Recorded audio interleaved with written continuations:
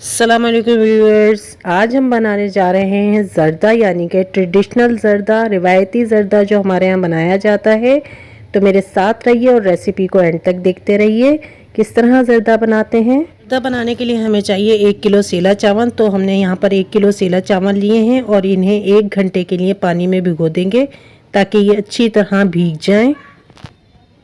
पर 1 घंटा तकरीबन हमारे चावल भीग कर बिल्कुल तैयार हो चुके हैं। ये चावल बिल्कुल तैयार हैं बॉईल होने के लिए, लेकिन उससे पहले मैं इन चावलों को अच्छी तरह साफ़ पानी से छलने में डालकर धो लूँगी ताकि ये साफ़ हो जाए। तो इन चावलों को यहाँ पर मैंने अच्छी तरह छलने में डालकर साफ़ पानी से बिल्कुल धो लिया है। आप देख सकते हैं यहाँ पर एक पतीले में मैंने 3 गिलास पानी लिया है जिसमें हमें चावल बॉईल करने हैं। तो इतनी क्वांटिटी हमें लाजमी लेनी होगी। तो 3 गिलास पानी जो है मैं यहाँ पर ले रही हूँ चावल को बॉईल करने के लिए। आप देख सकते हैं। अब इस पानी के अंदर हम डालेंगे ज़र्दे का रंग। तो मैंने यहाँ पर ऑरेंज फूड कलर का इस्तेमाल कर रही हूँ। ये 1 टेबल स्पून का 1/4 हिस्सा है। आप देख सकते हैं। इस रंग को हम पानी में घोल देंगे जिसमें हमने चावल बॉईल करने हैं, और ये जो कलर की बबल्स हैं इनको भी तोड़ देंगे इसी तरह चमचे से चलाते हुए ताकि ये कलर अच्छी तरह मिल जाए पानी में। और अब इस पानी में शामिल करेंगे 2 अदद लौंग। तो यहाँ पर मैंने 2 अदद लौंग शामिल करी हैं जिससे एक अच्छा टेस्ट आएगा हमारे चावलों में। तो 2 अदद लौंग मैंने यहाँ पर डाली हैं इस पानी में। पानी को थोड़ा सा हमने गर्म कर लिया है। आपको अगर नज़र आ रहा हो तो थोड़ी सी बबल्स इसमें आने लगी हैं, तो मैं चावल अब इसमें डाल दूँगी। याद रहे कि पानी को मैंने थोड़ा सा गर्म कर लिया था, उसके बाद चावल डाले हैं इसमें बॉईल करने के लिए। तमाम चावल जो हमारे पास धुले हुए मौजूद थे वो तमाम के तमाम मैं इसमें डाल दूंगी और इसे मिला भी देंगे हल्के हाथ से, इस तरह के हमारा चावल टूटे भी ना और अच्छी तरह जो कलर वाले पानी में मिल जाए। और इसे तकरीबन मैं 1 बॉयल आने तक पकाऊंगी। प्रॉपर भी बॉयल नहीं आएगा, बस 1 बॉयल आने का इंतज़ार करना है मुझे। इतनी देर इसे पकाना है पानी में। दिखा देती हूँ मैं आपको फिर से। सिर्फ 1 बॉयल आने तक पकाएंगे इसे हम। कुछ देर बाद हम इसे चेक कर लेते हैं। तो यहाँ पर आप देख सकते हैं कि बॉयल आने लगा है और आ रहा है बॉयल इसमें। तो हमें बस इतना ही बॉयल इसमें चाहिए था, इससे ज़्यादा नहीं, ताकि हमारे चावल घुले नहीं, क्योंकि हमने इसे ऑलरेडी 1 घंटा भिगोया है चावलों को। तो हमें ज़्यादा देर इसे पानी में नहीं छोड़ना है, बहुत एहतियात से इसको बॉयल करना है। तो पहले मैं चमचे से इसे चेक कर लेती हूँ कि चावल बॉयल होकर रेडी हुए हैं या नहीं। यहाँ पर आप देख सकते हैं कि हमारे चावल शानदार तौर पर बॉयल हो चुके हैं और ये मैंने हाथ से भी चेक करके देख लिए। तो मैं अब इसे छलने में निकाल लूँगी। यहाँ पर मैं छलने में निकाल चुकी हूँ इन चावलों को, और साथ ही मैंने इसके ऊपर से ठंडा पानी भी डाला है। ठंडा मतलब रूम टेम्परेचर वाटर जो है वो ऊपर से डाला है छलने में। चावलों को डालने के बाद ये डालना ज़रूरी होता है जो चावलों का, ताकि पानी जो है वो निकल जाए। और अब यहाँ पर मैंने आधा कप कुकिंग ऑयल लिया है एक पतीले के अंदर। आधा कप कुकिंग ऑयल इस्तेमाल कर रही हूँ मैं यहाँ पर। मैंने यहाँ पर कुकिंग ऑयल का इस्तेमाल किया है। अगर आप चाहें तो यहाँ पर बनास्पति घी का भी इस्तेमाल कर सकते हैं या फिर देसी घी का भी आप इस्तेमाल कर सकते हैं। इसमें मैंने 2 अदद लौंग और 3 अदद सब्ज़ इलायची, जिनके मैंने इलायची के मुंह खोले में, वो डाल दिए हैं। इसे थोड़ा सा हम सिक जाने देंगे ऑयल में। और इसके बाद हम यहाँ पर शामिल करेंगे 1 पाव दही। तो मैं घर की जमी हुई 1 पाव दही जो है वो इसमें शामिल कर रही हूँ इस ऑयल में, जिसमें हमने लौंग और ये सब्ज़ इलायची डाली हैं। इसी में हमें दही को शामिल करना है।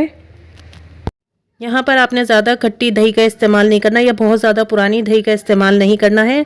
नॉर्मल जमी हुई दही है ये घर की, और इससे एक शानदार टेस्ट आता है। ये 1 किलो चीनी में है इस्तेमाल करूँगी यहाँ पर। तो मैं यहाँ पर 1 किलो चीनी ले रही हूँ ज़र्दे के लिए। और दही यहाँ पर हमारी थोड़ी बुनाई होनी शुरू हो गई है, लेकिन इसमें अभी थोड़ा सा पानी है, हमने अच्छी तरह भून लेना है। तो यहाँ पर मैंने दही को अच्छी तरह भून लिया है। जो दही का जितना भी पानी था वो तमाम का तमाम खुश्क हो चुका है। ये लाजमी करना है ताकि इसमें ज़्यादा पानी ना रहे। तो दही का पानी हमने यहाँ पर खुश्क कर लिया है। जो दही हमारी बिल्कुल भुन चुकी थी उसमें मैंने चीनी का कुछ आधा हिस्सा डाल दिया है। इसे चमचे से मैं हर तरफ फैला दूँगी। याद रहे कि मैंने दही का पानी ऑलरेडी खुश्क कर लिया था और आधी चीनी डाली है। और अब इसी तरह आधे चावल हम इसमें डालेंगे जो बॉयल किए हुए थे हमने। बहुत एहतियात से हमें चावलों को डालना है और इन्हें भी इसके ऊपर फैला देना है चीनी के ऊपर। और अब दोबारा से मैं इस पर जो है बाकी की बची हुई चीनी डालूंगी। जो चीनी मेरे पास मौजूद है उस चीनी की तह लगानी है। इसी तरह बाकी की बची हुई चीनी की तह लगा देंगे और चीनी को भी हर तरफ फैला देंगे। मैंने चीनी तमाम डाल चुकी हूँ। अब चमचे की मदद से मैं इसे हर तरफ फैला दूँगी। ये हर तरफ ताकि फैल जाए, कहीं भी एक साथ इकट्ठी जमा ना रहे। तो चमचे की मदद से इस तरह बहुत एहतियात से हम हर तरफ फैला देंगे चीनी को। आप देख सकते हैं मैंने हर तरफ फैला दिया है। और अब मेरे पास जो बचे हुए बॉयल राइस हैं वो भी मैं इस पर डाल दूँगी। तमाम जितने भी हैं मेरे पास बॉयल राइस वो सारे के सारे मैं इस पर डाल दूँगी। और इन बॉयल चावलों को भी चीनी के ऊपर फैला देंगे ताकि अच्छी तरीके से हर तरफ फैल जाए, कहीं जमा ना रहें। तो हमें इसी तरीके से इसे थोड़ी देर पकाना है। इसी तरह कुछ देर पकाने के बाद जो है हम चमचे की मदद से इसे बहुत एहतियात से जो है पलटेंगे, यानी कि नीचे की चीनी को ऊपर की तरफ से लाएंगे। और ये काम बहुत एहतियात से करना है, इस तरह के चावल ना टूटे आपका, और बल्कि जो चीनी का नीचे वाला हिस्सा है वो ऊपर की तरफ आ जाए, यानी कि दही और चीनी अच्छी तरह चावलों में मिल जाए। पतीले को साथ साथ घुमाती भी रही हूँ मैं, और बहुत एहतियात से ही मैंने चीनी और दही को ऊपर की तरफ लेकर आई हूँ जो नीचे की तरफ थी। तो यहाँ पर चमचा चलाने में आपने बहुत एहतियात करनी है, ज़्यादा बार बार चमचा नहीं चलाना है। तो अब हम इसे इसी तरह डिम आंच पर पकने देंगे थोड़ी देर। यहाँ थोड़ा सा मैं ढकना कवर कर दूँगी क्योंकि मुझे लग रहा है कि चावलों में कसर बाकी है, इसलिए अगर आपको ना लगता हो तो आप ढकना कवर नहीं करेंगे, खुला ही पकने देंगे। तो थोड़ी देर में यहाँ पर इसे ढकना कवर कर कर पकाऊंगी। पर आप देख सकते हैं कि दही और चीनी अच्छी तरह मिक्स हो चुके हैं। एक दफ़ा फिर से आपको ढकना कवर करने से पहले दिखा दिया है मैंने। और अब इसे थोड़ी देर दम में दे देंगे। तो कुछ देर बाद दम में देने के आप देख सकते हैं कि चीनी ने पानी छोड़ा है। तो अब पानी थोड़ा सा हमें ज़्यादा लग रहा है, तो हम इसे ढकना कवर करके बिल्कुल नहीं पकाएंगे, बल्कि इसके नीचे पतीले के नीचे तवा लगा देंगे और डिम आंच पर अब हम इसे खुला ही पकाएंगे। हमें इसे किसी भी तरह अब कवर नहीं पकाना है, बल्कि डिम आंच पर इसे खुला ही पकाना है। याद रहे कि पतीले के नीचे तवा लगा देना है। कुछ देर बाद आप देख सकते हैं कि हमारे चावल बिल्कुल तैयारी के मराहिल में हैं।